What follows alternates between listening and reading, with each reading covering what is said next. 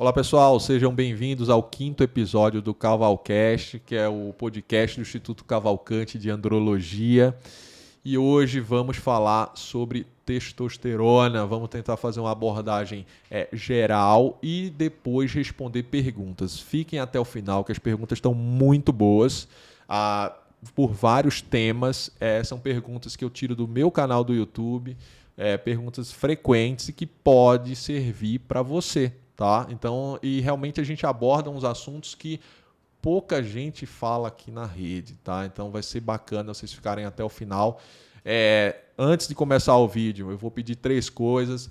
Deixa o joinha, se inscreve no canal, toca no sininho. E também sigam nossas redes sociais que vão aparecer aqui. Isso dá uma força para a gente continuar produzindo conteúdo de qualidade para vocês de forma gratuita e ajudar aí muita gente a entender melhor sobre assuntos que são pouco falados aqui na rede ou às vezes não tão profundamente quanto a gente tenta falar, tá bom? Então hoje quem vai apresentar é a doutora Bianca Moreira. Oi pessoal, tudo bem? É um prazer estar aqui de volta nesse podcast que eu gosto tanto de participar. Então, apresenta o Dr. Leonardo também, o Dr. Gustavo. E aí, pessoal, tudo bem? Estava com saudade de gravar, já fazia algum tempo que a gente não gravava e voltamos aí a todo vapor. Boa. Fala aí, Gustavo. Hoje, se der certo, são 2 episódios ainda, né? Saindo do forno aí pra vocês. Tiro bem, longo pessoal? hoje. Então, fiquem até o final, que vai valer a pena. E o episódio de hoje vai ser um pouco, talvez mais curto que o anterior, mas vai ser bom. Bem prático, né? Mais prático. Começando então, a gente vai falar sobre testosterona ou testosterona. Eu falo testosterona. E eu coloquei essa imagem porque quando a gente fala de testosterona, muitas pessoas veem a imagem esse tipo de uso da testosterona, mas não é sobre isso que a gente vai falar. A gente não vai falar sobre os populares Danones que a galera toma para ficar com o físico... com esse físico. Não, mas é interessante falar porque muito paciente quando vem aqui no instituto fala, não, acho que eu estou precisando de uma reposição hormonal, mas eu não quero ficar desse jeito. Aí eu falo, você nunca vai ficar desse jeito. Para ficar desse jeito precisa de muita coisa. A gente pode depois num episódio abordar o uso da testosterona, como o pessoal do fisiculturismo, né, usa testosterona e outros esteroides anabolizantes, né? Eu tenho vários colegas, amigos que são coaches de fisiculturismo, são fisiculturistas, né? Mas não é o propósito deste episódio. A gente vai abordar aqui a testosterona usada para reposição hormonal, no máximo modulação hormonal, para saúde, qualidade de vida, e realmente a gente precisa, todo mundo está vivendo mais e tem que viver melhor, né? Então, sobre isso que a gente vai falar. Exatamente, o perfil está mudando. Hoje o homem de 50 anos, às vezes ele está começando, né? Então, começou a vida mais tarde, trabalhou, e aí depois quando viu, puxa, está com 45, 50 e está com aquela cabeça de garoto, mas o corpo não está acompanhando, ou então até a cabeça já mudou e está mais... Então, é sobre isso que a gente vai falar aqui para performance geral. E quem está nos ouvindo e tem vontade que a gente fale sobre esse tipo do uso dos esteroides anabólicos, comenta nesse vídeo que a gente dá muito valor para os comentários e a gente pode fazer um episódio sobre esse tema no futuro. Exatamente. Mas não é o caso. Quem sabe vai ser a pergunta do próximo, né? O tipo de uso que a gente está falando é esse. É o uso do senhor que quer ter uma qualidade de vida, que quer se manter ativo, se manter com performance, fazendo atividade física, tendo boas relações sexuais. Saudável, então, acima de tudo. Eu achei essa figura representa bem. E o que é uma deficiência da testosterona? Então, a gente está falando da deficiência androgênica do envelhecimento masculino. O DAEM, né? Distúrbio androgênico do envelhecimento masculino, né? A gente antigamente era andropausa, né, que chamavam. Aí a gente achou inadequado, né? A sociedade achou inadequado e esse termo fica mais abrangente, fica mais bacana. Porque o homem nunca vai parar completamente de produzir hormônio, né? Então nunca vai se por isso que a gente não se considera a andropausa. Então, o que é essa deficiência, Leonardo? Então, essa deficiência, ela acontece de maneira fisiológica a partir dos 40 anos. O homem tem um decréscimo aí de 1% da testosterona total aí anualmente, tá? E isso pode ou não ser acompanhado de sintomas, né? Mais para frente a gente vai apresentar todo um quadrinho de sintomas que tem sinais clínicos, sinais físicos, pode ou não estar associado a doenças crônicas, tá? E associado a esse quadro clínico de sinais e sintomas com dosagens de testosterona abaixo dos níveis adequados, isso é uma indicação de reposição, né? Então, a definição de hipogonadismo, né, é essa daí. Só lembrando que o Leonardo comentou é dessa coisa da testosterona baixar, né? A testosterona baixa com o envelhecimento e tem esse trabalho, né, que mostra 1% da total. Mas o curioso desse trabalho é que ele mostra que é 2% da livre, né, por ano. E a livre é a que é a mais ativa. Então, a taxa de decréscimo, às vezes, o que é que acontece? A testosterona total está boa ainda, boa assim, entre aspas, dentro dos padrões da normalidade, e a testosterona livre já caiu porque a taxa de queda dela é maior. E esse número 40, ele é aquela coisa, número cabalístico, 40. Não, mas não é 40, assim, necessariamente. Pode ser para alguns 35, pode ser para outros 50, pode ser para outros 55. Então, isso varia. A média populacional.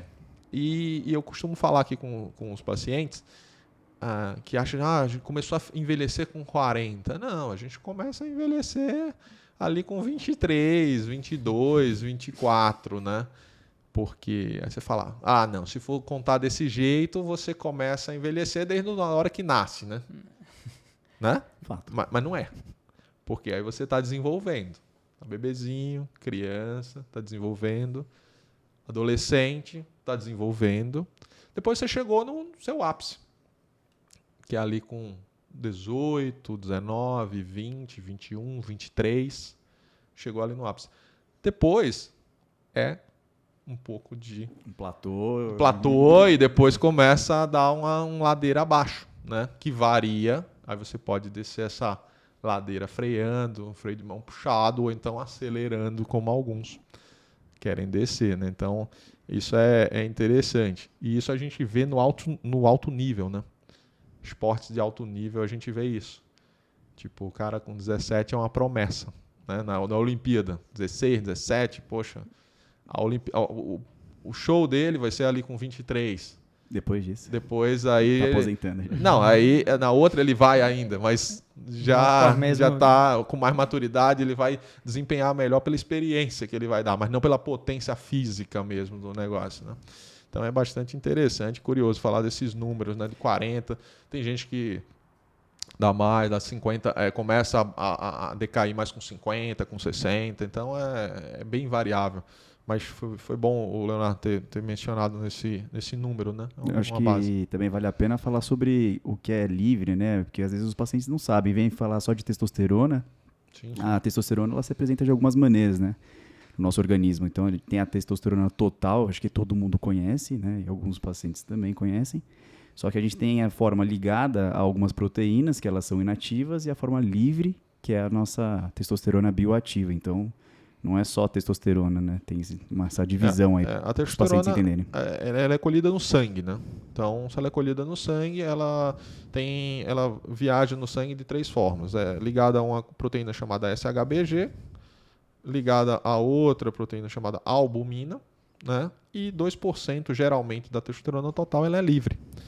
E essa ligada ao SHBG é muito fortemente ligada, a albumina é fracamente ligada. A gente vai falar sobre isso, eu acho, né? Tá dando spoiler. Na verdade, tem um slide dedicado sobre isso. Então, tá bom. Aguarda, então. Não fuja do meu script. Tá bom. Vai lá, Bianca. Mas então, como que a gente faz esse diagnóstico de uma deficiência androgênica? Então, eu tenho 2 perguntas aqui. Como esse diagnóstico é feito e qual o valor de testosterona que a gente considera que aquela testosterona é baixa? Primeiro que o diagnóstico é uma síndrome clínico-laboratorial, não adianta só ter sintoma e não adianta só um número de testosterona. Então, às vezes aqui nas redes, muitos pacientes mandam assim, minha testosterona veio 400, minha testosterona veio 300, tá baixa ou tá normal? Não sei se tá baixa ou tá normal, porque a gente não trata um exame, a gente trata um paciente. Então, esse diagnóstico vai depender de ter um valor baixo de testosterona, de acordo com o exame, e de apresentar sintomas. E são sintomas que a gente vai esmiuçar de baixa libido, indisposição, humor depressivo, perda da qualidade do sono e outros que a gente vai falar melhor lá na frente. A grande polêmica é o valor mesmo, né? Isso vai divergir muito em guideline americano, vai dizer que é um valor, europeu outro. Os endocrinologistas consideram um valor de 260. Então, essa que é a questão. E cada vez mais tem se visto que é multivariável. Isso aí é uma discussão bastante grande, né? De diretriz, né? Diretriz da Associação Americana de Urologia, da Associação Americana de Endocrinologia, da Sociedade Brasileira de Urologia, né? Que segue a americana, na verdade, né? E opinião de expert, né? Nesse assunto, e também a gente segue bastante aqui o Dr. Morgenthaler, né? Então ele é um dos grandes estudiosos aí da testosterona, e ele fala 350 de total, né? Uma livre, ele considera a livre, ele até faz uma crítica às diretrizes, porque as diretrizes, tanto a de endocrinologia quanto a de urologia, não fala muito sobre o ponto de corte da testosterona livre, né? Que é a que é mais relacionada com os sintomas, né? Então, é isso sobre... Aí eu fiz mais esse slide só pra lembrar do Tom Cruise em Top Ela Gun gostou Maverick. do filme. Ela não consegue tirar o filme da cabeça. Não consigo, porque... Não, ele é um exemplo de um homem com envelhecimento saudável, de 60 anos. Trocando a lâmpada. Tá bem, tá com bom volume muscular, e eu vejo que é um exemplo que a gente consegue envelhecer de uma forma melhor. Sim. Exatamente. E quem não viu o filme é muito bom. Aumenta a testosterona, né? Só de assistir o filme. Será que aumenta? Não, eu não vi ainda. É bom. Aqui, então, a diferença entre a total e a livre. Então, apenas de 1 a 2% de toda a testosterona que corre da total vai ser livre. E a que importa, a melhor testosterona é a livre, né? A testosterona ativa, a testosterona que... na analogia do vídeo do Marco Túlio, quem não assistiu, assista lá, são as meninas solteiras do baile, é a testosterona livre. Não adianta você chegar na festa e tá cheio de mulher ligada, cheio de mulher casada. Aí não é uma balada legal, né? Então as mulheres casadas seria a testosterona que tá ligada ao SHBG ou ligada à albumina. O que importa é a livre. Exatamente, a testosterona livre, né? Para heterossexual, claro, né? O público homossexual é outro ponto. Aí a gente faz outra analogia. Aí a gente faz outra analogia, mas é isso aí. A ligada não vai... teoricamente, não pode se ligar... Assim, ela não se desliga, pelo menos naquela balada. Às vezes, né? Varia. É que essa testosterona que tá ligada ao SHBG, ela é tão fortemente ligada que ela é praticamente inativa. Tá ali ligada e... O SHBG, pessoal, só para vocês saberem, é a globulina ligadora de hormônio sexual. Ela é uma proteína, é produzida pelo fígado. O valor dela é variável de paciente para paciente, né? E realmente, como a doutora Bianca falou, ela se liga à testosterona inativa. Então, tem muito paciente que vem aqui no consultório e fala: meu SHBG está baixo. E ele fala: será que isso não é um problema? Não, isso até é bom. Isso quer dizer que o rendimento dele é melhor. Ele com pouca testosterona total, ele desempenha bem, geralmente. Quem tem SHBG alto precisa ter níveis maiores de testosterona para poder compensar esse aumento do SHBG, da globulina ligadora. E a gente geralmente pede o SHBG porque a maioria dos laboratórios no Brasil e no mundo, eles acabam medindo a testosterona livre através de uma fração da total. Então, o método por radioimunoensaio, por exemplo, né, um dos mais difundidos, e espectrometria também. Ele vai medir a testosterona total, vai medir a testosterona ligada a SHBG, né, a proteína de alto peso, e vai calcular a testosterona livre. Ele não vai medir a testosterona livre de maneira direta, né? Tem um teste que mede, que chama cromatografia líquida com espectrometria de massa. Isso tem disponível, né? Mas são poucos lugares. A diferença não é grande de uma para outra, né? E essa mede a testosterona livre diretamente, né? Só fazendo um parênteses. É por isso que a gente está discutindo SHBG aqui também, né? E quando a gente vai analisar um exame, por isso que é importante também o laboratório que é feito, né? Então sempre olhar no laboratório qual foi o método que ele chegou naquele número da testosterona livre. Se foi calculado, se foi espectrometria de massa, né? Então, é isso. E também a unidade de medida. Sim, que varia, nanograma por decilitro, picomol por litro, nanomol por decilitro. Então agora a gente vai falar sobre que sintomas são esses que uma baixa testosterona podem causar. Sintomas sexuais, que são os que a gente mais gosta, porque aqui a gente gosta muito de tratar as disfunções sexuais, então são os que a gente mais gosta de tratar, que a gente mais gosta de resolver são esses sintomas. E os outros também, mas os nossos preferidos são os sexuais, que é baixa libido, diminuição das ereções matinais, disfunção erétil e dificuldade de ter orgasmo ou uma intensidade do orgasmo reduzida. Gustavo, quer fazer algum comentário? Como estão suas ereções matinais? Por enquanto estão boas, viu? Tô chegando no auge ainda. Mas assim, é importante comentar um negócio, que uma coisa leva a outra. Às vezes a ponta do iceberg são os sintomas sexuais, mas aí o paciente, quando chega na consulta, a gente faz a pergunta sobre... Passa o próximo aí. E é sobre... Outros sinais, sintomas. A parte psicológica, na verdade, ele descobre que a gente pergunta, você está com aumento de gordura abdominal? Aí ele fala, puta, é verdade, doutor. Você está com má disposição, mais desanimado? Poxa, é verdade, eu estou acordando, estou sentindo sonolência durante o dia, não estou dormindo legal. E aí são as outras partes que a gente acaba mostrando para o paciente de maneira mais evidente na consulta, né? É isso aí. E geralmente ele vem, né, para cá, para a gente, pelo sintoma sexual, mas o que eles mais gostam depois também, né, além de tratar isso aí resolvido do sistema sexual, é a parte comportamental, né? Então, realmente dá um upgrade enorme. Disposição para tudo, né? Energia, vigor, ânimo, performance no trabalho. Então, a qualidade fica bem bacana. A grande maioria fala que foi a melhor fase da vida, né? Então, vamos falar aí dos outros sintomas, Bianca.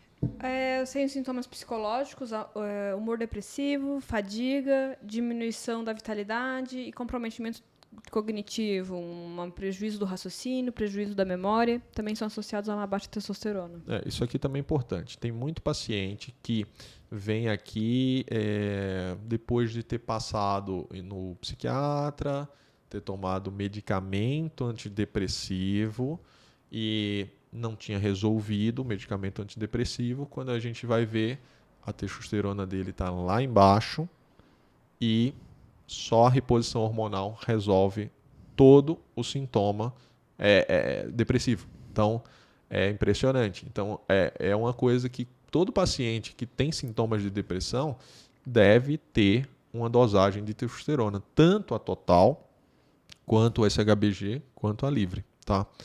Porque só com a medida da reposição hormonal você pode, né, resolver a vida dele.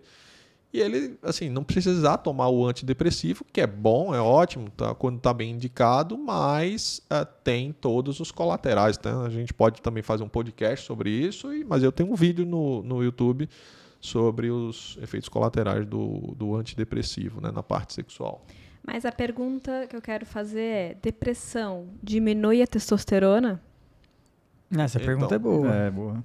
Então, o humor deprimido, depressão, o estado da pessoa, assim, ela diminui a testosterona, né? Assim como você está feliz, você está animado, está bem no trabalho, você está com assim, sua mente boa, né? Você está dando as coisas certo para você, você tem um aumento da testosterona. Tem um trabalho que não chega a ser um trabalho, mas uma descrição que mostra que até carro esportivo aumenta a testosterona. Porque, pô, você entra num carrão, dá uma acelerada, abre o vidro, liga o som, é bom, né? Então você se sente bem. Então isso... São essas coisas aumentam, né? Você viu, tipo, o filme do Maverick, né? Então... Mas aí a questão, aquele homem que tem um basal de testosterona maior vai trabalhar melhor e conquista mais as coisas por ter uma testosterona um pouco mais elevada. Pode ter esse viés, sabe? Eu sempre acho que, às vezes, a testosterona maior que fez aquele cara ir atrás. Sim, então, exatamente. A gente aqui atende, assim, empresários realmente super bem sucedidos e caras que realmente tomam decisões né, toda hora, todo dia, assertivas, e são caras que são empreendedores, então tem uma carteira boa de pacientes desse tipo. E às vezes vem porque em um determinado ponto da vida fala, olha, puta, não tá a mesma coisa, não tô com aquela energia, não tô com aquele... Né? E quando a gente faz a reposição hormonal e fala, bom, agora eu voltei, capacidade de decisão melhora, né? Volta ao que era antes, então volta aquele ímpeto, aquela vontade, né? Aquele tesão. E tesão não é só tesão sexual, é tesão pela vida, tesão para colocar uma empresa para frente, para desenvolver um projeto, para criar, né? A pessoa, quando está com a testosterona mais baixa, a pessoa fica mais ali, ó, tranquila, não quer muita... Mais no canto dela. Exatamente, não quer muita coisa. Mas quando a pessoa está realmente... Tem esse espírito, né? Isso varia muito de pessoa para pessoa, né? Tem a individualidade de cada um. Vai ter gente que vai ter 15 mil de testosterona e também não vai ter esse espírito, né, de tomada de decisão, de empreendimento, tal, mas realmente é de cada um isso aí. Às vezes o problema é outro, mas aí é depressão mesmo. Né? Não é mas a gente vê que esses empresários assim, de mais... que precisam tomar essas decisões, né, diariamente, eles têm assim pelo menos tem um histórico, né? Falam, minha testosterona era maior e agora deu essa queda, né? É interessante. E, por último, os sintomas da parte física e condições clínicas que podem ser associadas a uma baixa testosterona, que é uma resistência à insulina, obesidade, anemia, síndrome metabólica, hipertensão, dislipidemia, diabetes, sarcopenia, que é a diminuição da força dos músculos, osteoporose, dor crônica e apneia do sono. Então, tudo isso pode estar associado a uma baixa testosterona. Exatamente. Isso é importante também, né? Paciente que está ganhando peso, paciente que está perdendo massa muscular, paciente que está alterando o pelo do corpo, caindo os pelos, né, do braço, das pernas. E é uma questão assim, que vira uma bola de neve, né? Por exemplo, o paciente que vai ganhando peso, vai aumentando a resistência dele à insulina, a testosterona dele vai baixando e vai diminuindo, aí ele não vai ter ânimo para sair dessa situação, e aí isso vai piorando ainda mais um quadro clínico que acabou de aparecer, né? Então você vê que fica uma bola de neve jogando contra o tempo todo, né? Então a reposição pode ser um primeiro passo para ele reverter esse ciclo, né, de piora e começar a mudar de vida e, em contrapartida, a tratar essas condições que estão associadas, né? Eu não sei se tem slide aí sobre a gravidade, assim, a intensidade da baixa da testosterona e esses sintomas. Tem slide? Não tem. Não tem. Então, tá bom, deixa eu comentar aqui. Isso é importante, tá? Tem graus de hipogonadismo, né, de baixa de testosterona. Os primeiros sintomas, os sintomas mais iniciais, né, que a gente chama, por exemplo, qual é o sintoma inicial da parte sexual? Primeiro, baixa da libido. Né? Para a pessoa ter uma disfunção erétil, para a pessoa ter impotência por conta da testosterona, a testosterona tem que estar mais baixa. Primeiro vem a baixa da vontade. Tá? Então, sexual, libido. Psicológico, né? Comportamental, que eu chamo.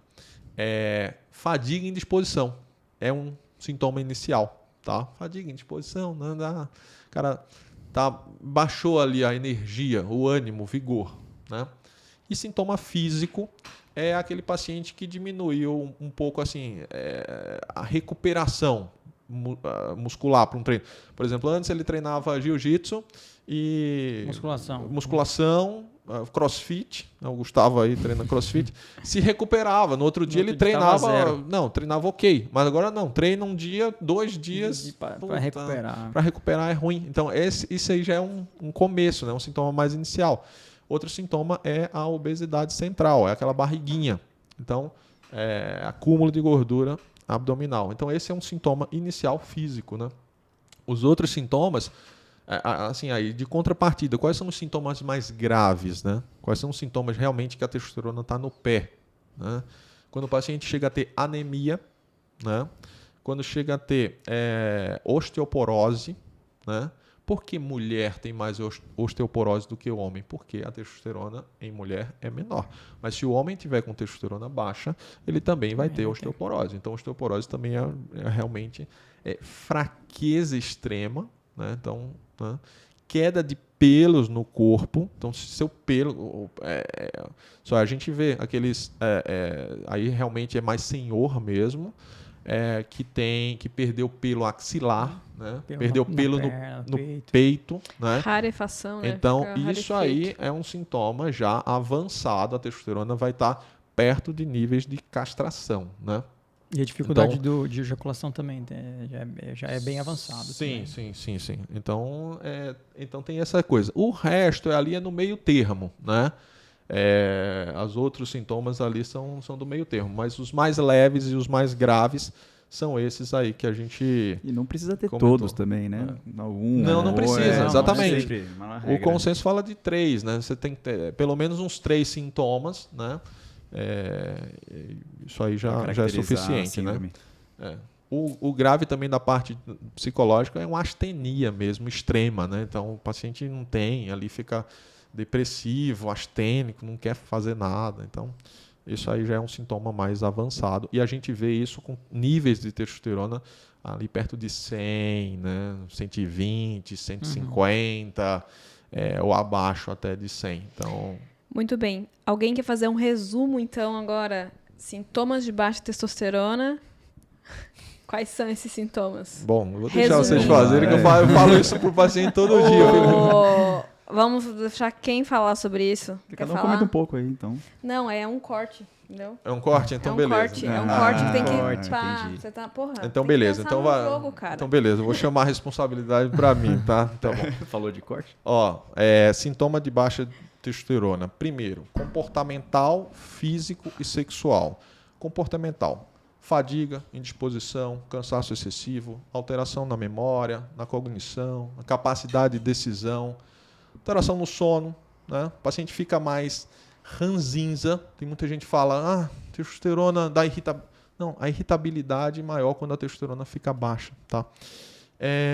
Então, esses são os sintomas mais comportamentais. Físicos, diminuição de força, massa muscular, explosão muscular, recuperação, né, muscular, diminuição de massa óssea e aumento do percentual de gordura e obesidade central, tá? Sintomas sexuais, é o que está faltando. Baixa libido, baixa potência, então diminuição das ereções de manhã, diminuição da qualidade das ereções e também o orgasmo mais fraco, né? Uma dificuldade de chegar ao orgasmo. Então, esses são sintomas sexuais. Então, a gente abordou aqui físico, comportamental e sexual. É isso, um corte. Eu achei um pouco longo, mas tudo bem. Tem um homem aqui que fala demais. Será que deu 90 segundos? Deu um monte. É mesmo? Deu um monte. 2 cortes, então. Mas eu vou usar meu poder de síntese. Sintomas de baixa testosterona. Baixa libido, diminuição das ereções matinais, cansaço e indisposição e ganha de gordura, principalmente aquela barriguinha, viu? Então tá bom. Boa. Aí, ó, entendeu em 15 segundos. Tem outros, mas assim, eu acho que esses são os mais... É o que chama mais atenção. Não tá mais acordando ereto, pode ser um problema de testosterona. A testosterona tem muito a ver com essa questão das ereções matinais, sabe? Então, e eu já ensinei aqui no outro podcast Mulheres, acordem de manhã e dê uma checada. Põe a mão na salada. Vamos prometer a saúde dos seus maridos, promover, né? Aqui é promoção de saúde completa, com dicas para homens e mulheres. Boa. Próximo. Próximo. A gente tem que tomar atenção em quem é um candidato à reposição de testosterona. Há algumas questões. Por exemplo, homens que têm câncer de próstata localizado ou metastático não devem fazer uso. Em breve teremos surpresas, né, a respeito desse tema. Na verdade, assim, não deve fazer uso, atenção. Atenção, por quê? Aí é onde você vê o piloto, entendeu? Aqui Maverick? Piloto? Igual piloto de avião. Você sabe se o cara é bom ali raramente. Então, aí realmente é quando precisa do especialista, andrologista, para avaliar e conduzir essas situações aí, né? E uma abordagem multidisciplinar também. Multidisciplinar, sim. Porque é aquela coisa, tem trabalhos que falam da alternância de picos de testosterona alta com castração no câncer de próstata metastático. Tem alguns trabalhos falando nisso, né? Que é a terapia androgênica bipolar, né? Exatamente. E tem também trabalhos mostrando reposição hormonal em pacientes com câncer de próstata em vigilância ativa, active surveillance. Então, nesses casos que a doutora Bianca vai falar, são casos de atenção, são casos que você não deve repor testosterona com... Não, assim, eu não vou falar qualquer um, mas... Tem que ser caso a caso. Não, evitar e falar com um andrologista realmente. Porque pode ser perigoso. Porque realmente precisa de atenção, né? Precisa de atenção, precisa de uma boa condução. E um bom critério. Talvez tenham que ser feitas outras coisas antes de iniciar uma reposição. Exatamente. A questão também se está tratado ou se não está tratado. Também não é só câncer de próstata. Isso. Então a gente vai ter que... Também tem relação ao câncer de mama, porque a testosterona vai converter em estradiol e muitos cânceres de mama são hormônio dependentes. Homens que querem ser pais não devem fazer reposição. Daí tem que pensar em outras formas de aumentar a testosterona. Isso também a gente pode ser um corte grande aqui também, não sei, tá? Mas assim, desejo de fertilidade também há atenção. Por quê? Porque isso é o que eu vejo aqui no consultório todo dia. Você pegar um paciente com 35 anos, né, com indicação de fazer reposição hormonal, ele não tem filhos, mas talvez queira, mas o cara está solteiro. Quando é que você quer ter filhos? Ele fala, não sei quando é que eu vou encontrar a mãe. Então, não tem essa coisa, ele quer ter. Então, você pode fazer o estímulo testicular, você pode fazer uma reposição hormonal nesse caso? Pode, mas só que aí você tem que considerar algumas coisas. Você primeiro tem que avisar ele isso aí. Que a testosterona, a reposição de testosterona diminui até zero a produção de espermatozoide naquele período. Depois que ele usou por 1 ano, 2 anos, 3 anos, 5 anos, será que quando ele para e estimula o testículo vai voltar? Na grande maioria das vezes, sim. Né? Na grande maioria das vezes, sim. Tem trabalhos que mostram que 0%, só quer dizer, todo mundo voltou, né? Tem trabalhos que mostram 5%, tem trabalhos que mostram até que 20% não voltou. Isso aí também depende de como ele fez, se ele usou outro tipo de esteroide anabolizante, o que foi que ele fez naquele período, né? Mas, enfim, pode se fazer e até você pode sugerir um banco de esperma. O paciente colhe esperma, deixa lá congelado, né? E depois faz a reposição por um tempo. Quando quiser ter filhos, para de fazer a reposição, estimula o testículo, ou faz isso simultâneo, estimulando o testículo e desmamando a reposição hormonal. Depois, ele provavelmente, na grande maioria das vezes, vai conseguir níveis de espermograma ali que são compatíveis com adequados, normais para fecundar uma mulher, tá? Essa semana então, mesmo, quer dizer, né? tem vários. Nessa semana a gente discutiu um caso, né? Toda semana, todo dia tem casos paciente assim jovem que usou a gente tem que individualizar, né? Tem que individualizar. Vai ter paciente que a gente vai estimular só o testículo dele. Mas se o testículo dele se o FSH e LH já estão um pouco mais alto, entendeu? Não vai responder tão não vai bem. responder tão bem. Então, realmente, assim, são pontos de atenção. Dá para fazer esse tipo de reposição com um médico que fez uma especialização ali? Não, é melhor fazer nesses casos, né, realmente com andrologista que... Um ajuste fino. Aí é um ajuste mais fino, né? Realmente é um ajuste mais fino para a gente dar todas as opções, o paciente ficar informado e sabendo do que está fazendo, né? Então a frase seria: homens com desejo de fertilidade eminente. Exatamente, iminente. Quero ser pai no próximo ano, nos próximos meses. Né? Nos próximos meses. Né? Então a gente vai ter atenção com esses casos. Hematócrito acima de 54%, que são as células do sangue que deixam o sangue espesso, vamos dizer assim. O hematócrito é a medida da viscosidade sanguínea, né? Então, a reposição hormonal, principalmente das formas injetáveis, o principal efeito colateral é o aumento da viscosidade sanguínea, e um ponto de corte para o hematócrito é de 54, né? Então, tem estudos falando que a partir desse nível aumenta a incidência de eventos tromboembólicos, né, trombóticos principalmente, né? E aí a gente não pode seguir a reposição depois desse nível, né? Óbvio que tem maneiras a gente evita até chegar lá, se o cara está fazendo o acompanhamento correto, no tempo certo, fazendo os exames e tal, a gente não deixa chegar lá, né? Mas se chega nesse ponto, tem algumas medidas que podem ajudar a diminuir esse hematócrito também, né? Então, por isso que é uma atenção, né?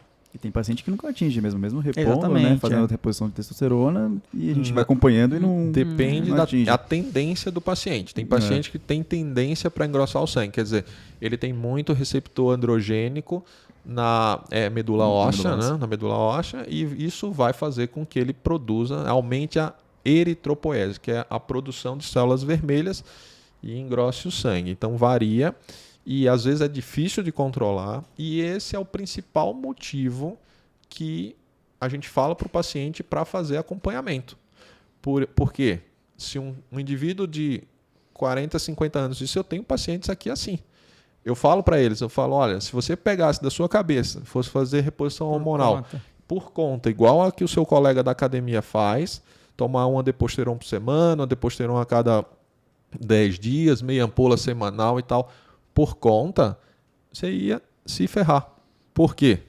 Porque ele, em específico, é um paciente que aumenta muito o hematócrito, ele não ia saber, tá? E ia descobrir isso uma hora tendo um infarto, né? Isso que eu ia falar. Então, ou um AVC. O que é, né? Exatamente. Então, isso é a coisa mais perigosa que você pode fazer. É pegar a dose que o seu amigo, né, toma na academia, tomar igual. Porque se você é um paciente, se você é um homem que tem uma tendência a aumento do hematócrito, você só vai descobrir isso na hora que der um problema, e o problema, às vezes, sério, fatal. E que não dá... Fatal, né? Fatal, ou então, assim, pior, né? Se for um AVC grande, vai te deixar aí fora do jogo, vai deixar... Muita sequela. Muita sequela, né? Então, que é tudo que a gente não quer para um paciente. Agora, só que se esse mesmo homem faz um acompanhamento, a gente sabe, identifica que ele é um indivíduo que aumenta o hematócrito, a gente tem algumas medidas para fazer, né? Que é aumento da ingesta hídrica, ajuste de dose, otimização da dose, fracionamento de dose, mudança de esquema, às vezes para gel, e doação de sangue ou sangria regular com cuidado no ferro, tá? Porque às vezes também eu vejo muito paciente fazendo muita sangria e não dosa o ferro, quando vê está com ferropriva, né? Então está com alguns parâmetros ali, o RDW, o VCM, HCM, do hemograma, tudo alterado. Então tem que fazer também esse ajuste fino nesses pacientes que tem essa tendência, tá bom? Então isso é uma coisa muito importante, né? A mensagem que fica, né, pro paciente, pro ouvinte, para quem está assistindo, a palavra-chave do negócio é acompanhamento. Não tem outro segredo. Exatamente. E insuficiência cardíaca não controlada.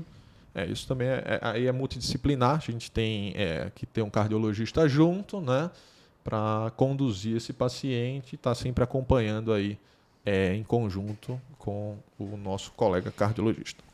Casos tenha sintomas urinários. Esse IPSS é um score de sintomas urinários que é usado mais para pesquisa, para avaliar se o paciente tem sintomas urinários moderados, leves ou severos.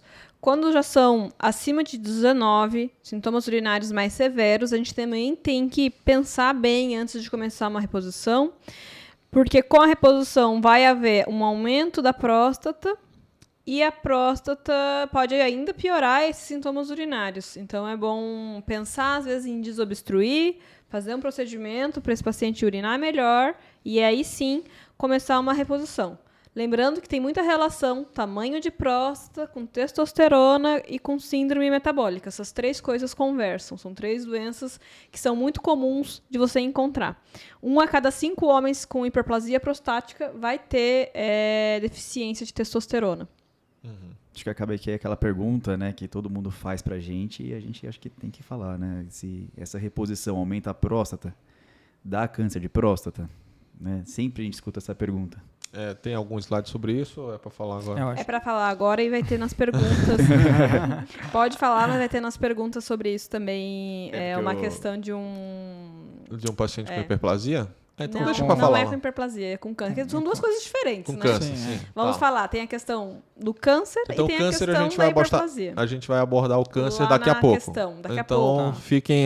peraí, senão a gente vai falar tudo, não tem nada Vamos pra falar da depois. questão da hiperplasia. Terapia de reposição de testosterona aumenta a próstata? Sim. Pode aumentar. Pode aumentar. Mas não necessariamente vai aumentar sintomas urinários. Então, pode diminuir a inflamação da próstata e o paciente pode até ter uma melhora de sintoma urinário. Isso daí é algo que já tem alguns estudos mostrando isso também. Daniel Moser que corrige a gente aí daqui a pouco. Paciente obeso com sintomas urinários moderados, em terapia de reposição, tiveram uma melhora dos sintomas. E melhoraram, no caso, aquele IPSS, que é aquele score. Pacientes com hematócrito basal já mais alto. Podemos começar... Mas ainda na próstata, assim, um exemplo que eu dou para os pacientes, e como assim, a gente está aqui para democratizar as coisas, né? Tem paciente que não consegue pagar a consulta e vir para cá conversar, então, lógico, isso aqui não substitui consulta, mas eu falo aqui alguns exemplos que eu dou na consulta. E a próstata e testosterona, assim, com relação a essa questão de tamanho, de crescimento da próstata, é igual você estar regando uma planta, né? Vamos dizer que a próstata é a planta e a testosterona é a água que você está regando. Então, aumenta. Né? Se você regar um pé de goiaba, ele regar ali bem direitinho, ele for um pé de goiaba plantado aqui em São Paulo, lá no interior de São Paulo, ele vai crescer, vai ficar uma goiabeira excelente, entendeu? Ótima. E você está regando ali bem ele. Então, se você tem uma próstata e você tem ali níveis altos de testosterona, ótimos, 800, 900, você está deixando ela crescer no máximo dela. E se ela é uma goiabeira, ela vai crescer igual uma goiabeira. Ela não vai ficar do tamanho de um pé de um palmeira imperial, lá do Rio de Janeiro, do Jardim Botânico. Não vai ficar daquele tamanho. Você pode regar, você pode atolar água nela, você pode dar adubo, você pode fazer o que quiser, ela não vai ficar do tamanho de uma palmeira. Então, se a sua próstata, a tendência genética dela é para ser 60 gramas e você enche de testosterona, enche até a tampa, ela vai chegar a 60 gramas porque é o limite genético dela. Tá? Se você está ali com meio tanque, rega de vez em quando, também ela vai ficar ali um pé de goiaba legal, mas não é o maior que tem, não é aquela coisa. Ela vai chegar ali em 55, 50 gramas. Se você tiver uma testosterona baixa, testosterona de 200, 250, talvez ela chegue ali 45 gramas, né? Mas não vai também ser uma próstata pequena. Agora, se você quer ter uma próstata pequena, uma próstata atrófica, aí você tem que plantar a goiabeira lá no deserto, no sertão. Não vai crescer. É igual você castrar, né? Vamos dizer que você castre uma criança de 9 anos de idade. Não entrou na puberdade. Então, essa próstata nunca foi exposta à testosterona. Não vai desenvolver. Porque precisa. A próstata, para desenvolver, precisa da testosterona, principalmente da dehidrotestosterona, que é convertida pela 5-alfa-redutase. Né?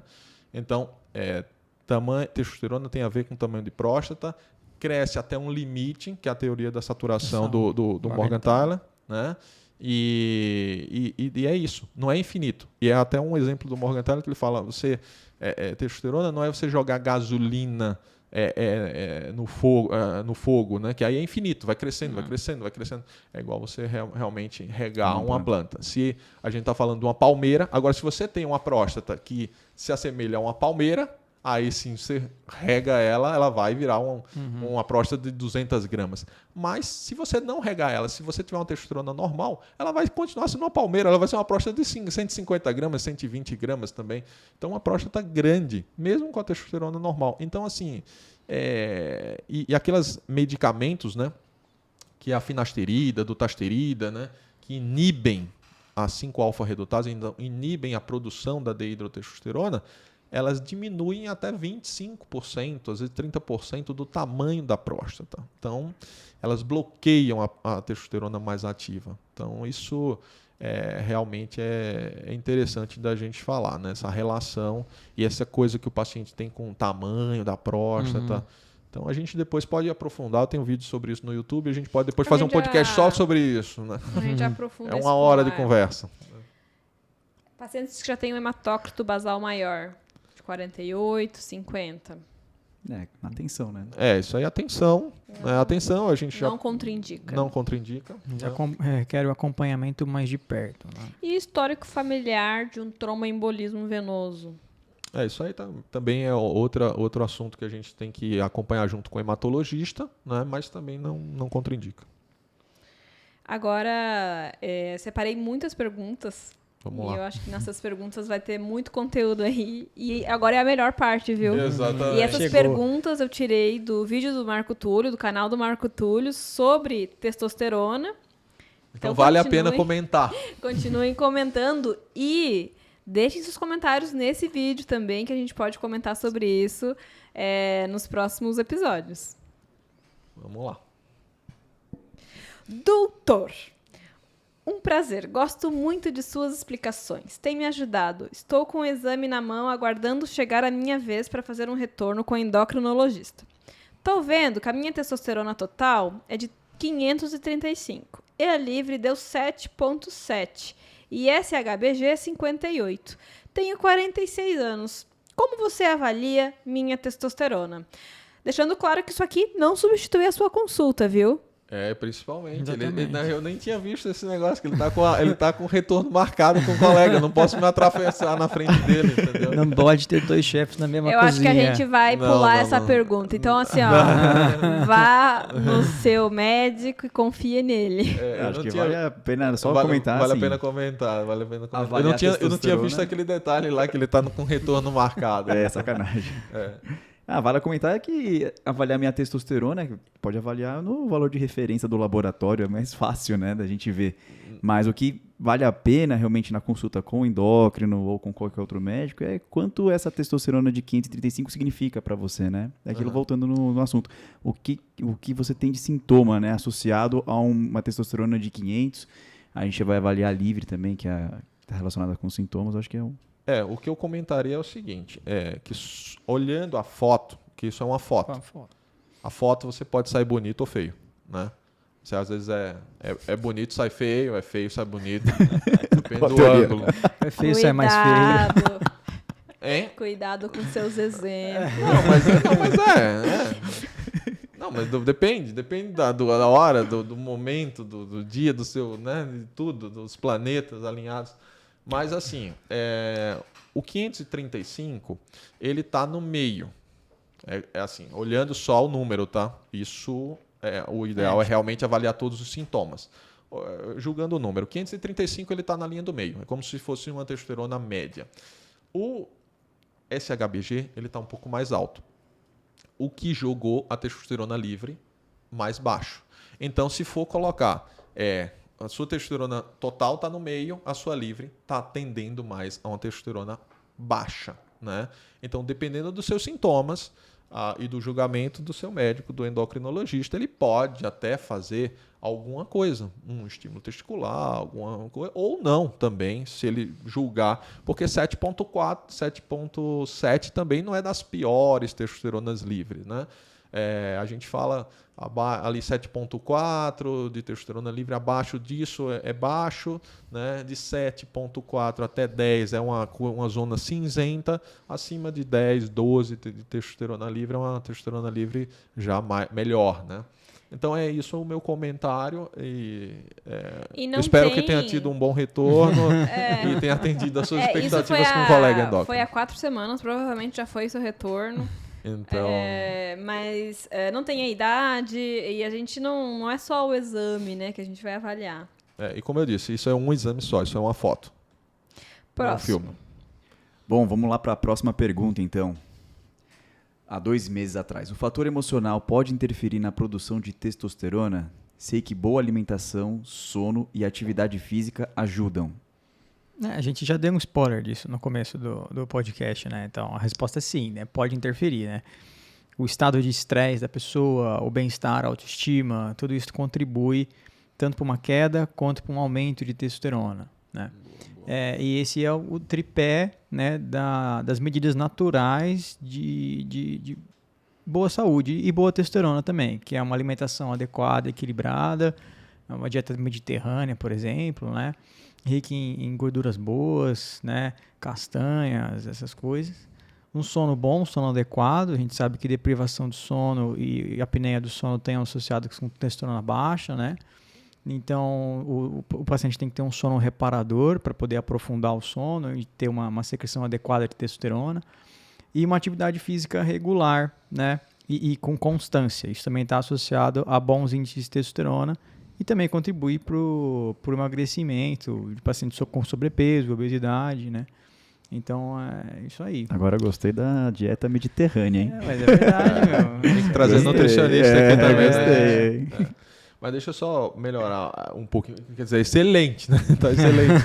Mas assim, dar um pouco mais de dado interessante sobre essa questão que é frequente também. Muito paciente fala, doutor, mas se eu perder peso, melhora a minha testosterona? Melhora. Mas muda as estrelas? Às vezes sim, às vezes não. Então, porque tem paciente que acha que muda tudo. Os trabalhos mostram que se você perder 10% do peso corporal, melhora em torno de 85 nanogramas por decilitro a sua testosterona. Então, por exemplo, se você tem 100 quilos, vai para 90. Sua testosterona, se você tiver 300 de testosterona, ela sobe aí para 385. Por isso que eu falo, melhora, mas não muda as estrelas às vezes, porque 385 não é lá essas coisas todas, né? Lógico, é bom, é para perder peso, mas às vezes o paciente acha que é muito melhor do que realmente, né? Um trabalho com bariátricos, né? Pacientes que foram submetidos à cirurgia bariátrica, que é cirurgia de redução ali do estômago, derivação para perder peso. Eles mostraram aumento da testosterona em até 250 nanogramas por decilitro. Então, aí sim, se o paciente tem uma testosterona de 200, vai para 450 e realmente ele normaliza ali os níveis. Por quê? Porque geralmente esses homens perdem bastante peso, né? O sono tem trabalhos interessantes também que eles mostram que você dormindo 8 noites, apenas 5 horas, já tem uma redução de testosterona de 10 a 15%. Então a gente acha, 5 horas já expolia, né? Já te cansa por 8 noites seguidas, né?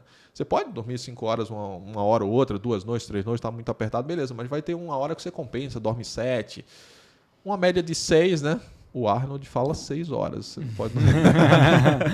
Mas tem gente que fala 8, tem gente que fala 6. Treinar mais, pra né? treinar, pra dar tempo de fazer tudo. Mas 5 horas tem um trabalho que mostra que 5 horas e a gente tem... esse ponto, né? E outro trabalho que eu achei interessante também é que se você perder a primeira metade da noite, você dormir, por exemplo, das 4 da manhã até as 8 da manhã, né? isso também por um período aí de 6 noites, né? A outra era de 8 noites, mas 6 noites, você não tem alteração nos seus níveis de testosterona. Então, quer dizer, a segunda metade ali do sono é a principal. Por exemplo, esse primeiro trabalho era de 8h30 meia-noite e meia, dormia de meia-noite e meia e acordava às 5h30 da manhã, davam 5 horas. Esse próximo, dormia às 4 da manhã, acordava às 8 e não teve tanta alteração no nível de testosterona. Então, quer dizer, aquele soninho ali profundo ali das 5 da manhã, 6, 7, que você está ali, ó, nossa, aquele ali faz com que você... é o pico da testosterona. Você ali. É médico que está escutando esse podcast. Pegue no plantão baixa. noturno, você faz o primeiro horário e dorme no segundo. Exatamente. Se for para escolher... Não, isso a gente vê na prática. Eu já dei muito plantão. Hoje saí do plantão, mas eu já dei muito plantão. O melhor é o primeiro horário. Você faz o primeiro horário e depois você dorme, das 3 da manhã até o outro dia. Então você fica mais reparado do que quando você pega o segundo horário, você fica picado. Né? Dorme ali de meia-noite às 3h30 e depois 3h30 te chamam, vai até de manhã, você tá ferrado no outro dia. Então é totalmente diferente. Isso quem é médico da plantão sabe bem, né? E médico, enfermeiro, auxiliar, tudo. A gente tem muito paciente que às vezes trabalha por plantões e eu tive um paciente que coletou testosterona um dia após o plantão. Aí veio baixa. Então... Exatamente. Então, se você também... É por isso que eu falo, a dosagem de testosterona é uma foto, né? Não é um... Então, aquele dia tava ruim na foto, né? Tava mal na foto. Por quê? Estava dormindo mal, né? Então baixou por aquele evento. Então vamos lá, deixa eu ler essa daqui agora. Boa. Tenho 55 anos, qual exame é indicado para testosterona? Horário de coleta e etc. Não, acho que isso aí já foi respondido, né? Bastante. A gente já... O exame indicado para testosterona é você fazer a dosagem sérica sanguínea, né? De testosterona total. Você pode complementar com dosagem de SHBG. E os outros hormônios, né, estradiol, prolactina, só para fazer uma abordagem completa. E o melhor horário é no período de manhã, né? Tem que dosar no período das matinal. 7 às 11. Entre 7 horas da manhã e 11 horas da manhã. Agora é um caso grande. Doutor, tenho 29 anos, fiz um teste de testosterona total e livre.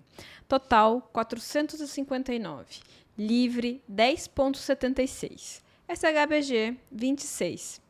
Acha que seria interessante se eu fizesse uma reposição para pelo menos bater uns 700, 800? Às vezes, sinto os picos na libido, que às vezes é boa, às vezes está muito baixa, fica meio intermitente muitas vezes. Você acha que seria interessante uma reposição hormonal? Ele continua ali. Para fins estéticos da academia, para melhorar minha performance na academia? Bom, essa eu acho que é melhor eu responder, que é meio polêmica, né? Bem polêmica, na verdade. Isso é uma consulta, né? E, assim, porque a gente tem muito paciente que fala, não sei o que, não respondeu, porque isso é uma consulta, não é uma...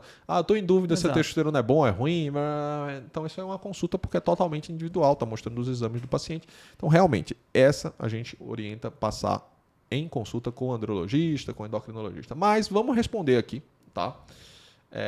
De uma forma que não fira nenhum princípio e oriente o paciente, né, o inscrito, não é paciente ainda, é o inscrito. Então, que comentou com a gente lá no canal. Né? Pela idade, então, 29 anos, é um jovem, que tem um nível de testosterona nessa coleta, nessa fotografia, que está normal, por qualquer diretriz. Diretriz americana, SBU, Morgenthaler, tudo, né? E ele também, a princípio, não tem muito sintoma. Às vezes sinto picos na libido e às vezes está boa. Então, claro, isso varia, né? Todo mundo, né? Todo mundo. Você não está sempre ali, entendeu? Na velocidade, no giro, né? Então tem uma variação, né? Aí ele fala, muitas vezes está muito baixa. A libido, a gente pode fazer outro podcast só sobre isso. Não é só testosterona. Então, isso, já que o episódio de testosterona, tem muito paciente que acha que libido é igual a testosterona. A testosterona alta é o cara que está com muito tesão, quer transar com todo mundo e tal. Mas a gente cansa de ver paciente aqui com 2.000 de testosterona, 2.500, 1.000, 1.500 e que tem libido baixa. Tá? Eu tenho um vídeo sobre libido, né, sobre desejo sexual hipoativo, e depois a gente pode também montar um podcast sobre isso. Então, tem relação à depressão, disfunção erétil, fatores psicológicos, rotina, um monte de coisa, própria característica do paciente. Né? Então, isso não acho que seja isoladamente um sintoma. E ele acha, assim, ele quer fazer mais para fins estéticos, né? Quero melhorar na academia. Se eu acho interessante... Bom, você tem que retornar a pergunta. Exatamente. Só que assim, ele vai tomar o hormônio, pode ser que melhore.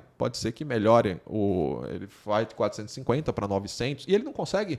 Assim, o importante também é avisar para esse paciente que você não consegue colocar uma maquininha e dizer fica 800 todo dia. Não, ele vai tomar um medicamento que vai ter dia que vai estar 1.200, vai ter dia que vai estar 1.000, vai ter dia que vai estar 700, entendeu? Então vai ter essa variação, mesmo se for injetável de curta, mesmo se for injetável de longa, se for implante hormonal, todos vão ter essa oscilação. Ele não vai ficar, nada vai deixar um platô de 800, né?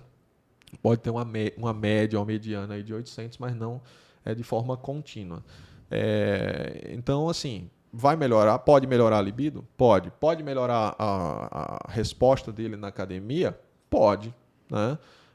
Aumentar a tendência à massa muscular, diminuir o percentual de gordura? Pode. Agora, vai inibir os testículos dele de produzir testosterona momentaneamente. Depois, talvez volte menos. Né? Ele vai, talvez, querer ficar tomando, né, sempre. Então, é uma decisão que não é reposição hormonal. Se ele falar, vale a pena, é interessante uma reposição hormonal, é errado. Por quê? Porque isso você não está repondo nada, porque não está baixo, você só repõe o que está baixo. Isso entraria num capítulo de modulação hormonal, que é questionável, né, nas diretrizes, as sociedades, né, mais respeitadas, elas não gostam, né, meio que abominam o termo de modulação hormonal, que é justamente isso, é você pegar indivíduo com testosterona normal, está tudo normal, mas quer dar esse upgrade. Né? Então, a gente não pode se posicionar de forma diferente aqui. Com relação ao uso também para fins estéticos, você vai ter que, às vezes, aumentar mais do que isso, né? Principalmente na sua idade, vai ter que aumentar para mais de 1.000. Então, é uma coisa que você tem que discutir, você tem que se conhecer cada vez mais, passar em consultas, né? Eu até sugiro mais de um profissional, marcar uma consulta com um andrologista, pode ser da sua escolha, pode ser por telemedicina se você morar longe, e daí você vai conversando sobre seu aspecto individual. Mas essa resposta é o tipo da resposta que a gente não pode. Primeiro, se eu falar qualquer coisa para ele, eu estou fazendo uma consulta para ele pública, né? Mas isso não pode. Mas é isso, é só para chamar a atenção sobre essa questão, que nesse caso não seria o nome reposição hormonal, é modulação hormonal. E se vale a pena ou não, ele tem que saber todos os riscos, né? Os riscos, não assim, as possíveis consequências, e medir os prós e contras, e também ter um profissional de saúde, de um andrologista ou um endocrinologista que tope isso com ele, né, e faça aí da melhor forma possível. Tá? Então é isso.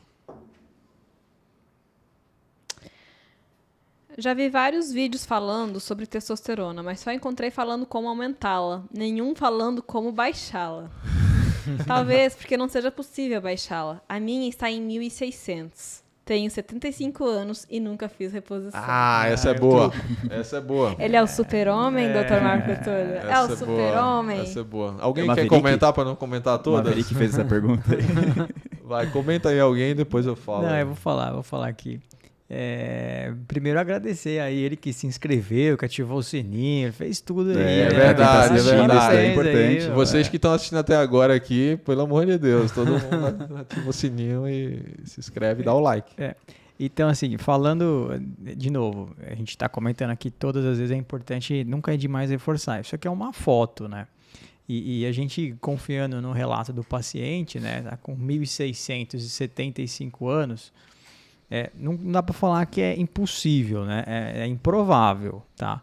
A gente também tá confiando que ele também não fez nenhuma reposição, né? Possível ele tem que ser um cara extremamente saudável, muito disciplinado, tem que ter uma genética muito favorável também, uma rotina de vida extremamente saudável, né? Ele pode usar alguma estratégia para aumentar a testosterona dele que não seja reposição também, né? Tem algumas medicações que podem aumentar também, né? Que não entra no escopo da reposição. Mas, assim, é possível que ele tenha. Eu acho improvável. Mas... Eu acho que ele tem um SHBG super alto. Exatamente. Acho que a Bianca ficou do meu lado em alguma consulta dessa aí. Fiquei. A gente já viu um caso assim. Então, exatamente. E era 900 a testa. E a SHBG dele era altíssimo e ele tinha uma livre normal. Exatamente.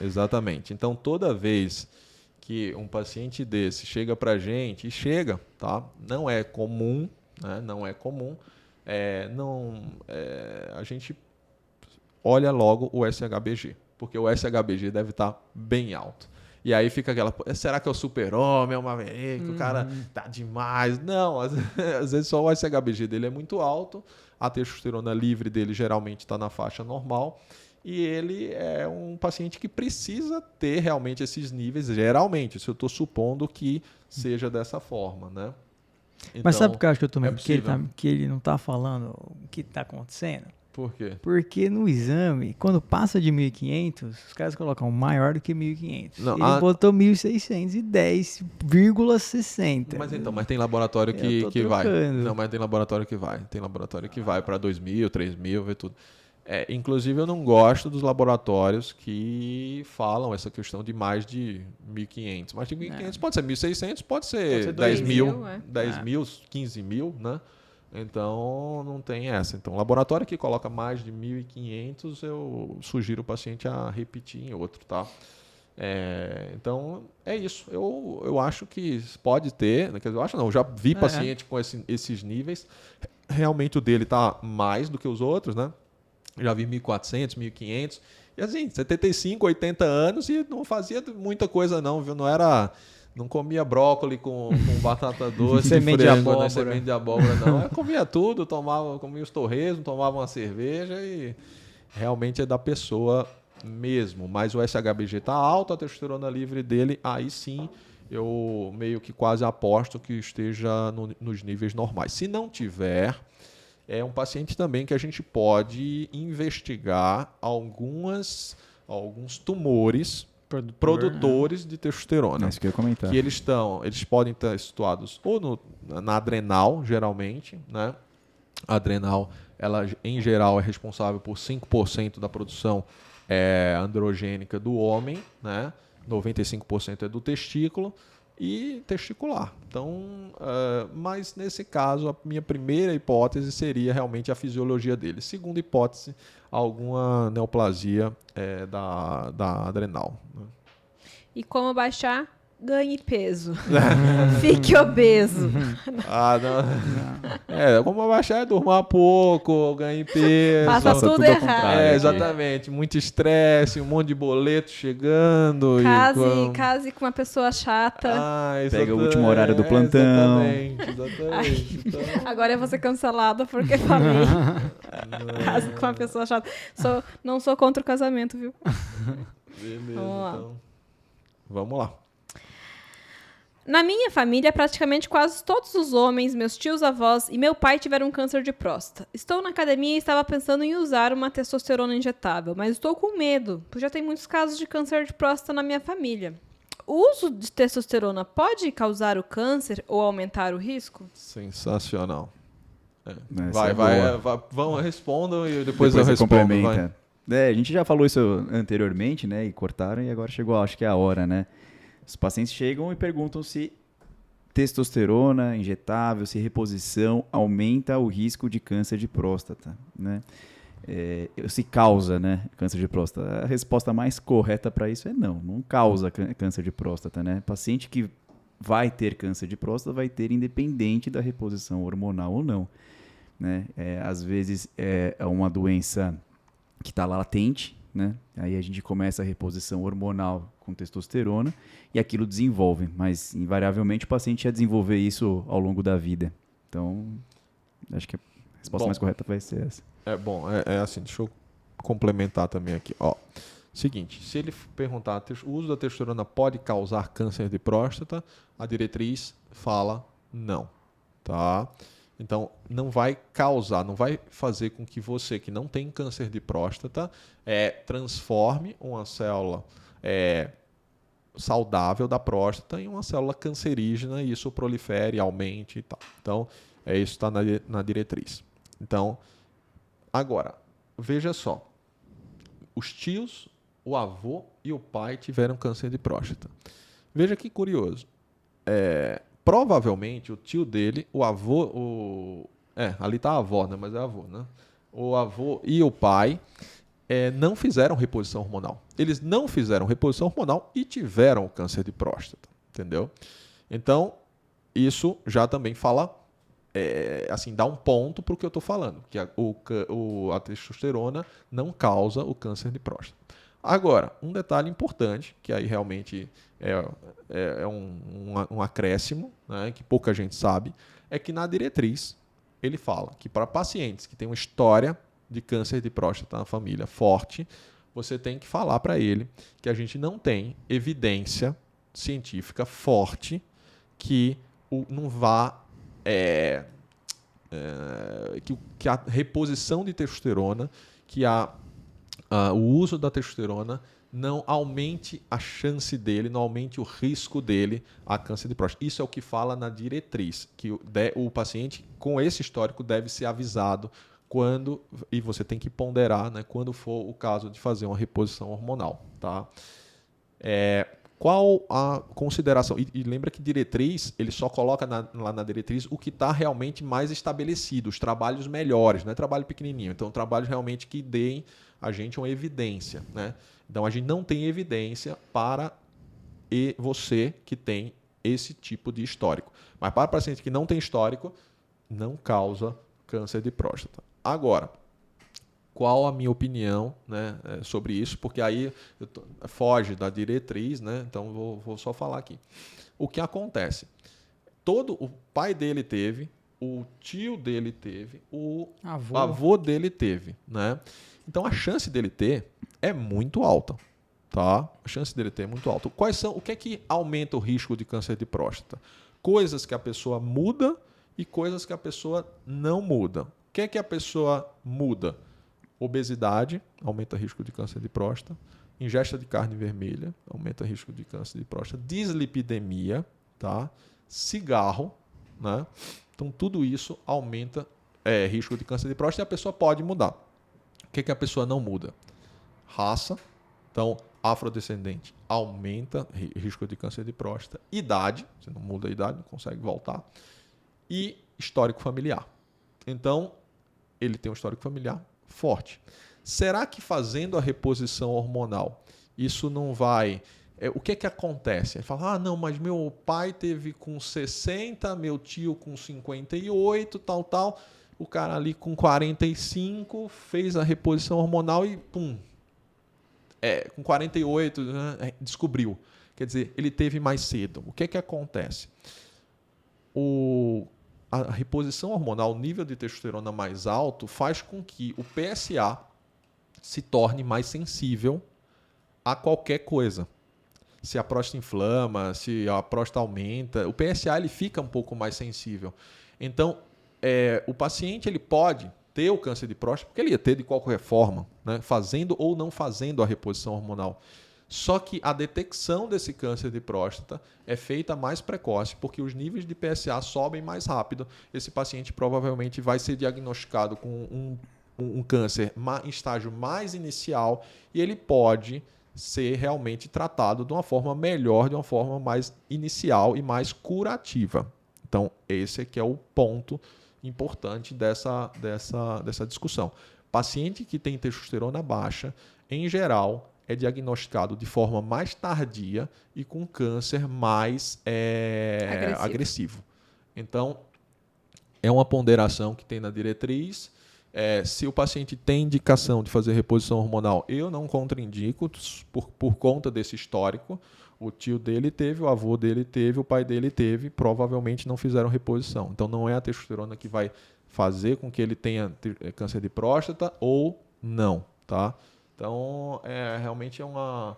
Você vê que esses comentários no YouTube são... tem umas encrencas são bons, aí, né? Poxa, são bons, cara. Isso aí é o que a gente fica falando no congresso e às vezes nem fala tão abertamente, né? Fica naquele... Não, esses comentários são tão bons que acho que o podcast devia ser só respondendo perguntas do YouTube. O que é que vocês acham? Coloca no comentário se vocês querem só responder pergunta ou... E vale o contrário também. Tem, às vezes, câncer de próstata, né? Que não depende de testosterona, que são os resistentes à castração também, né? Então, que é geneticamente já muito indiferenciado. Então, independente, a gente castra o paciente, joga o nível de testosterona lá embaixo e mesmo assim o câncer de próstata se desenvolve e dá problema para o paciente. Então, tem que pensar todos esses cenários. Beleza. E então, nesse caso, vai fazer todo um screening antes, solicitar o PSA e é importante o acompanhamento. O PSA desse paciente vai ser medido mais frequente do que de um outro caso. Exatamente. E reposição hormonal com urologista, andrologista. Ele tem que ter um acompanhamento muito de perto, ele tem que ser avisado que ele tem um risco de mais de 9 vezes a mais de ter um câncer de próstata, né? Pelo histórico familiar. Só pelo histórico familiar, exatamente. A gente não está vendo o PSA basal dele, a gente não está vendo a etnia, os hábitos dele, né? Que não todas essas coisas, mas ele tem que ser muito bem informado que ele tem um risco maior só pelo histórico familiar, né? Não tem nada a ver com a testosterona, né? É uma dica para o pessoal que está em casa também, aproveitando o gancho, né? Screening de câncer de próstata, muitas pessoas não sabem, né? Você que tem acima de 50 anos, né? Já está na hora de fazer um screening. O screening hoje é com PSA e toque retal. Ou pacientes acima de 45 anos com algum fator de risco. Fica aí a dica para o pessoal. Esse paciente, teoricamente, seria 45. Mas, assim, na prática... Isso é diretriz. Isso é diretriz. 40 Mas assim, eu começaria antes. Esse cara, 40 anos. Esse cara começaria antes, com certeza. Próximo. Quantidade de exercícios físicos diários interferem nos níveis da testosterona? Por exemplo, um professor de educação física que puxa 2, 3 aulas por dia, mesmo aulas com carga e estímulo cardiovascular. Com o passar do tempo, seus níveis podem declinar devido a essa quantidade de exercícios? Existe uma associação onde uma maior carga de exercícios provoque uma redução da testosterona? Quem vai responder? Eu vou responder. A resposta é sim, tanto que atletas de alta performance é uma das causas de hipogonadismo. Acaba consumindo mais testosterona que uma pessoa comum, então aquilo vai causar um estresse oxidativo maior. E pode sim encontrar nesses pacientes níveis de testosterona menor. Então, assim, exercício é bom para testosterona, mas em excesso pode... Exatamente. Atividade regular. Atividade regular, moderada, aquele paciente que vai ali no CrossFit passar 1 hora, faz um treino ali mais Isso rápido. Isso vai aumentar, né? Agora, o triatleta, o Ironman, realmente quem faz provas de endurance muito realmente extenuantes, né? Então, tudo que deixa o homem extenuado, né? Não sei se está certo, extenuado. Exausto. Exausto, né? Então, baixa a testosterona, né? Baixa a testosterona. Isso também a gente vê quando vai fazer reposição hormonal, o quanto de testosterona você dá. Porque quando tem paciente... você tem um paciente que tem uma baixa carga de exercício físico. Sedentário. Né? Não chega a ser sedentário. Aquele treininho canalha de 2, 3 vezes por semana. Marco Túlio Dias Atuais. Exatamente. É o Daddy Body. Exatamente. Aquele treininho canalha de 30 minutos, 40 minutos, 3 vezes por semana. Geralmente não precisa de uma reposição. Quando você vai fazer uma reposição, não tão né, maiores níveis. Agora, o paciente ele não consome tanto. Ele com pouca dose ele já fica bem. O nível sérico dele sobe. Agora, paciente que faz triatlon, e eu tenho pacientes assim, a gente às vezes faz doses maiores para ele e os níveis séricos não sobem, porque consome ali muito, né? Então ele precisa realmente de mais. E tem mais estresse oxidativo, né, na célula. Então... Sim. E realmente precisa, né? Precisa desse complemento. Desse tanque cheio. Isso, precisa do tanque cheio para aguentar o tranco. Estamos chegando ao fim do nosso podcast e eu quero saber se alguém aqui na mesa quer falar alguma coisa, quer fazer alguma consideração que últimos segundos... Fale agora. Será que ficou faltando alguma coisa? Responder uma questão? Várias. Eu só queria comentar que assim, esse é um assunto, quer dizer, um pouquinho de testosterona, né? Se a gente for falar tudo de testosterona... Isso aqui é um gelzinho, não é um... a gente vai passar aqui, são 10 capítulos de podcast pra gente conseguir falar alguma coisa sobre testosterona, né? É que realmente, falando um pouquinho, a gente já está aqui há muito tempo falando. Pois é, então vamos... Então por isso que a gente tem que ir por partes. E deixa nos comentários se vocês querem podcast sobre algum assunto mais específico de testosterona. A gente vai provavelmente falar sobre implante hormonal, tratamentos, né? Tratamentos, modalidades de reposição. Então... Não, mas a gente vai ter um podcast só sobre implantes. Só sobre implantes. E então, vamos ter de outras formas de tratamento, outros diagnósticos. Falem aí o que vocês acham, se esse tema é bom. E vamos embora. E é isso aí. Tchau, pessoal. Espero que tenham aproveitado. Não, peraí. Antes disso, tem que falar para se inscrever no canal, para ativar o sininho, para ativar notificações. Se gostou desse conteúdo, incentive a gente a continuar aqui produzindo mais conteúdo para vocês. Exatamente. Se inscreve no canal, ativa o sininho e dá uma força pra gente. Dá uma força pra gente desse jeito.